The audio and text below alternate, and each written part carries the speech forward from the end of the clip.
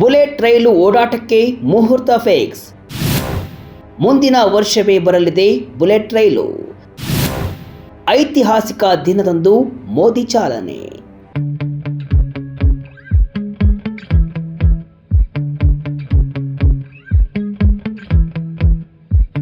Vijaya Karnataka web ವೀಕ್ಷಕರಿಗೆ ನಮಸ್ಕಾರ. ನಾನು ಶಿವಮೂರ್ತಿ ಸರ್ಬಾ. ಕೊನೆಗೂ ಭಾರತದಲ್ಲಿ ಬುಲೆಟ್ ಟ್ರೈನ್ ಓಡಾಡಲು ಮುಹೂರ್ತ ಫಿಕ್ಸ್ ಆಗಿದೆ. ಕೋಟ್ಯಾಂತರ ಭಾರತೀಯರ ಕನಸು ನನಸಾಗುವ ಕಾಲ ಸನ್ನಿಹಿತವಾಗಿದೆ. ಚೀನಾ, ಜಪಾನ್ ದೇಶದಲ್ಲಿ ಓಡಾಡುವ ಈ ಹೈ ಸ್ಪೀಡ್ ಟ್ರೈನ್ ಈಗ ನಮ್ಮ ದೇಶದಲ್ಲೂ ಓಡಾಡಲು ಅಣಿಯಾಗಿದೆ. ಗಂಟೆಗೆ 320 ಕಿಲೋಮೀಟರ್ ವೇಗದಲ್ಲಿ ಚಲಿಸುವ ಜಪಾನ್ ತಂತ್ರಜ್ಞಾನದ ಅದ್ಭುತ ಭಾರತದ ಹೆಮ್ಮೆಯ ಮೊದಲ ಬುಲೆಟ್ ಟ್ರೈನ್ ಸಂಚಾರಕ್ಕೆ ದಿನಾಂಕ ನಿಗದಿಯಾಗಿದೆ. ಹೌದು, ರೈಲ್ವೆ ಸಚಿವ ಅಶ್ವಿನಿ ವೈಷ್ಣವ್ ಅವರು ಈ ಮಹತ್ವದ ಘೋಷಣೆಯನ್ನ ಮಾಡಿದ್ದಾರೆ. ಬುಲೆಟ್ ಟ್ರೈನ್ಗಾಗಿ ಇಡೀ ದೇಶವೇ ಕಾತರದಿಂದ ಕಾಯ್ತಾ ಇದೆ. 2017ರಲ್ಲೇ ಬುಲೆಟ್ ಟ್ರೈನ್ ಕನಸಿಗೆ ಚಾಲನೆಯನ್ನ ಕೊಟ್ಟಾಗಿತ್ತು. ಕೆಲವು ತಾಂತ್ರಿಕ ತೊಂದರೆಗಳಿಂದ ಅದು ಅಲ್ಲಿಗೆ ನಿಂತಿತ್ತು. ಈಗ ಬುಲೆಟ್ ಟ್ರೈನ್ ಓಡಾಟದ ಕನಸಿಗೆ ವೇಗ ಸಿಕ್ಕಿದೆ. ಶೀಘ್ರವೇ ಭಾರತಕ್ಕೆ ಕಾಲಿಡಲಿದೆ, ಅದು ಕೂಡ ಐತಿಹಾಸಿಕ ದಿನದಂದು. ಹಾಗಾದ್ರೆ ಕೋಟ್ಯಾಂತರ ಭಾರತೀಯರ ಕನಸಿನ ಬುಲೆಟ್ ಟ್ರೈನ್ ಯಾವಾಗ ಬರಲಿದೆ, ಎಲ್ಲಿಂದ ಎಲ್ಲಿಗೆ ಓಡಾಡಲಿದೆ, ಪೂರ್ತಿ ಯೋಜನೆ ಯಾವಾಗ ಪೂರ್ಣಗೊಳ್ಳಲಿದೆ, ಈ ಬೃಹತ್ ಯೋಜನೆಯ ವೆಚ್ಚ ಎಷ್ಟು, ಇದರ ವಿಶೇಷತೆಗಳು ಏನು, ಕಂಪ್ಲೀಟ್ ಮಾಹಿತಿಯನ್ನ ನೋಡ್ತಾ ಹೋಗೋಣ.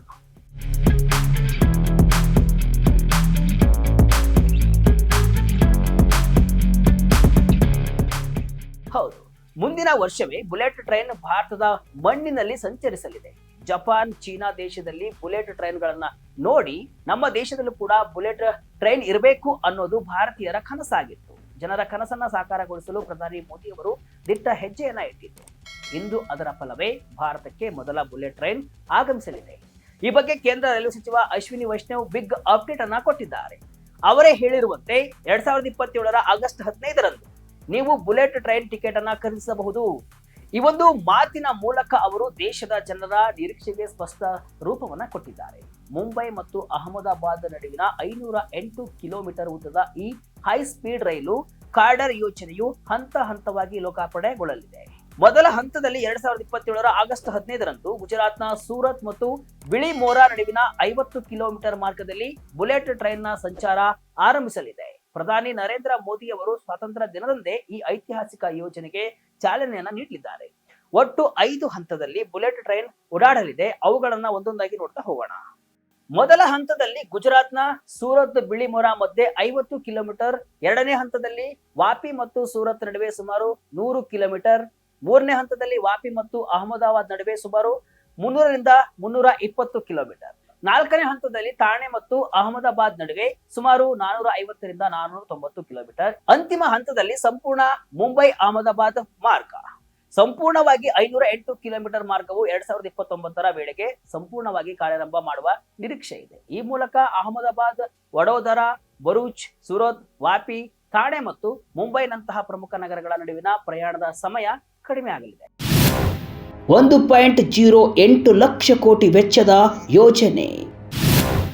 ಬುಲೆಟ್ ಟ್ರೈನ್ ವಿಳಂಬಕ್ಕೆ ಕಾರಣವೇನು? ಇದು ಸಾಮಾನ್ಯ ಯೋಜನೆಯಲ್ಲ. ಇದರ ಹಿಂದಿರುವುದು ಒಂದು ದೊಡ್ಡ ಕನಸು ಮತ್ತು ಬೃಹತ್ ಹೂಡಿಕೆ.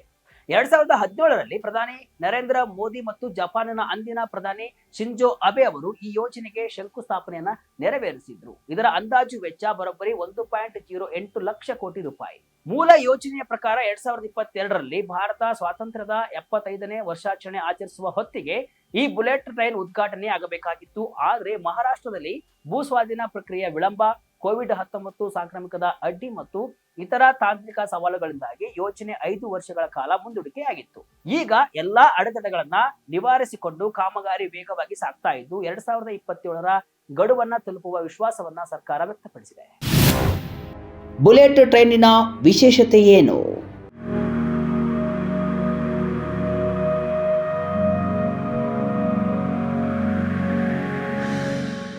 ಬುಲೆಟ್ ಟ್ರೈನಿನ ಮೊದಲ ಮತ್ತು ಪ್ರಮುಖ ವಿಶೇಷತೆಯೇ ಅದರ ವೇಗ. ಸಾಮಾನ್ಯ ರೈಲುಗಳು ಗಂಟೆಗೆ 80ರಿಂದ 110 ಕಿಲೋಮೀಟರ್ ವೇಗದಲ್ಲಿ ಚಲಿಸಿದ್ರೆ ಬುಲೆಟ್ ಟ್ರೈನ್ಗಳು ಗಂಟೆಗೆ 320ರಿಂದ 350 ಕಿಲೋಮೀಟರ್ ವೇಗದಲ್ಲಿ ಚಲಿಸುತ್ತವೆ. ಉದಾಹರಣೆಗೆ ಮುಂಬೈನಿಂದ ಅಹಮದಾಬಾದ್ಗೆ ಇರುವ 500 ಕಿಲೋಮೀಟರ್ ದೂರವನ್ನ ಕೇವಲ 2 ಗಂಟೆಯಲ್ಲಿ ತಲುಪಬಹುದು. ನೀವು ಬುಲೆಟ್ ಟ್ರೈನಿನ ಮುಂಭಾಗವನ್ನ ಗಮನಿಸಿ ನೋಡಿದ್ರೆ ಅದು ಬಾತುಕೋಳಿಯ ಕೊಕ್ಕಿನಂತೆ ಉದ್ದವಾಗಿರುತ್ತೆ. ಇದನ್ನ ಏರೋಡೈನಾಮಿಕ್ ಡಿಸೈನ್ ಅಂತ ಹೇಳಲಾಗುತ್ತೆ. ಇದು ಅತಿ ವೇಗವಾಗಿ ಚಲಿಸುವಾಗ ಎದುರಾಗುವ ಗಾಳಿಯ ಒತ್ತಡವನ್ನ ಸೀಳಲು ಮತ್ತು ರೈಲು ಸುರಂಗದೊಳಗೆ ನುಗ್ಗುವಾಗ ಉಂಟಾಗುವ ದೊಡ್ಡ ಶಬ್ದವನ್ನ ತಡೆಯಲು ಸಹಾಯವನ್ನ ಮಾಡುತ್ತೆ. ಇದರಲ್ಲಿ ಆಟೋಮೆಟಿಕ್ ಟ್ರೈನ್ ಕಂಟ್ರೋಲ್ ಅಂದ್ರೆ ATC ವ್ಯವಸ್ಥೆ ಇರುತ್ತೆ. ಹಳಿಗಳ ಮೇಲೆ ಸಣ್ಣ ಅಡಚಣೆ ಕಂಡು ಬಂದರೂ ಕೂಡ ರೈಲು ತಾನಾಗಿಯೇ ನಿಲ್ಲುತ್ತೆ. ಅಲ್ಲದೆ ಭೂಕಂಪದ ಮುನ್ಸೂಚನೆ ಸಿಕ್ಕ ತಕ್ಷಣವೇ ಸೆನ್ಸಾರ್ಗಳ ಮೂಲಕ ರೈಲು ಸ್ಥಗಿತಗೊಳ್ಳುವ ತಂತ್ರಜ್ಞಾನ ಕೂಡ ಇದರಲ್ಲಿ ಇದೆ.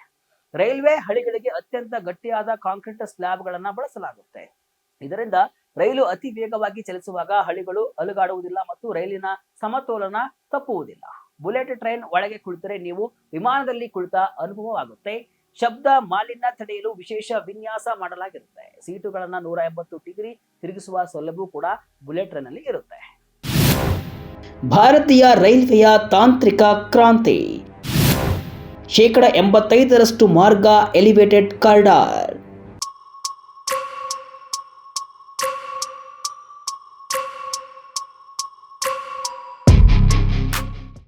ಈ ಬುಲೆಟ್ ಟ್ರೈನ್ ಕಾರಿಡಾರ್ ನಿರ್ಮಾಣವೇ ಒಂದು ಎಂಜಿನಿಯರಿಂಗ್ ಅದ್ಭುತ.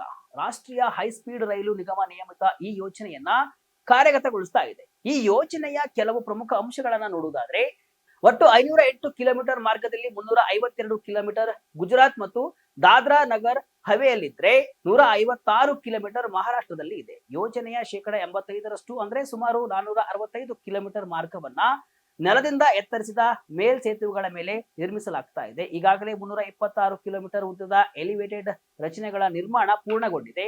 ಮಾರ್ಗದ ಮಧ್ಯೆ ಬರುವ 25 ನದಿಗಳಲ್ಲಿ 17 ನದಿಗಳ ಮೇಲೆ ಸೇತುವೆಗಳ ನಿರ್ಮಾಣ ಕಾರ್ಯ ಮುಗಿದಿದೆ.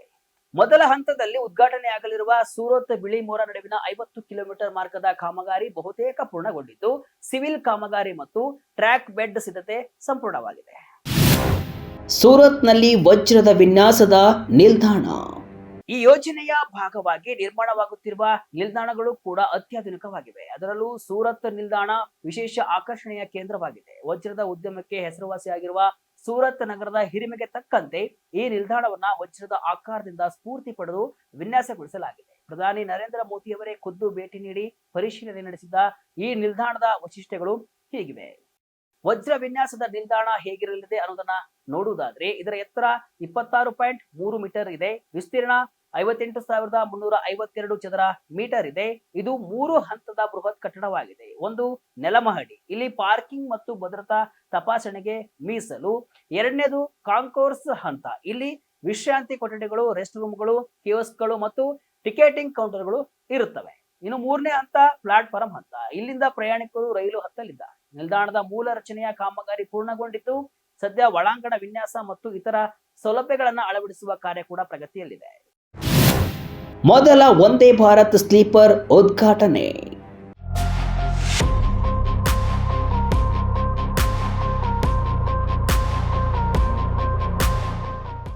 ಭಾರತದಲ್ಲಿ ಹೈ ಸ್ಪೀಡ್ ರೈಲುಗಳನ್ನ ಯಶಸ್ವಿಯಾಗಿ ಓಡಿಸಬಹುದು ಎನ್ನುವ ಆತ್ಮವಿಶ್ವಾಸವನ್ನ ವಂದೇ ಭಾರತ್ ಎಕ್ಸ್ಪ್ರೆಸ್ ರೈಲುಗಳು ಮೂಡಿಸಿವೆ ಅಂತ ಸಚಿವ ಅಶ್ವಿನಿ ವೈಷ್ಣವ್ ಕೂಡ ಇದೇ ಸಂದರ್ಭದಲ್ಲಿ ಹೇಳಿದ್ದಾರೆ.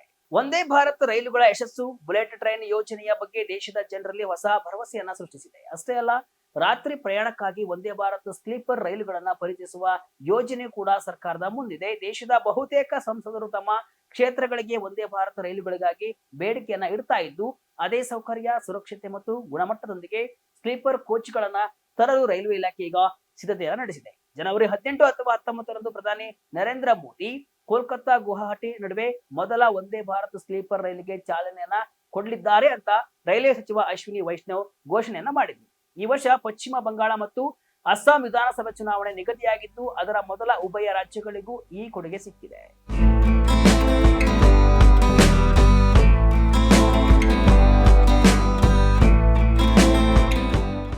ಒಟ್ನಲ್ಲಿ ಬುಲೆಟ್ ಟ್ರೈನ್ ಕನಸು ನನಸಾಗುವ ದಿನ ಬಂದೇ ಬಿಟ್ಟಿದೆ. ಬುಲೆಟ್ ಟ್ರೈನ್ ಕೇವಲ ಒಂದು ಸಾರಿಗೆ ಯೋಜನೆಯಲ್ಲ, ಇದು ನವಭಾರತದ ವೇಗ, ತಂತ್ರಜ್ಞಾನ ಮತ್ತು ಮಹತ್ವಾಕಾಂಕ್ಷೆಯ ಸಂಕೇತ. 2027 ಆಗಸ್ಟ್ 15ರಂದು ಸೂರತ್ ಬಿಳಿಮೋರಾ ನಡುವೆ ಮೊಳಗಲಿರುವ ಬುಲೆಟ್ ಟ್ರೈನ್ ಸದ್ದು ದೇಶದ ಅಭಿವೃದ್ಧಿಯ ಪಯಣದಲ್ಲಿ ಒಂದು ಹೊಸ ಶಕೆಯ ಆರಂಭವನ್ನ ಸಾರಲಿದೆ.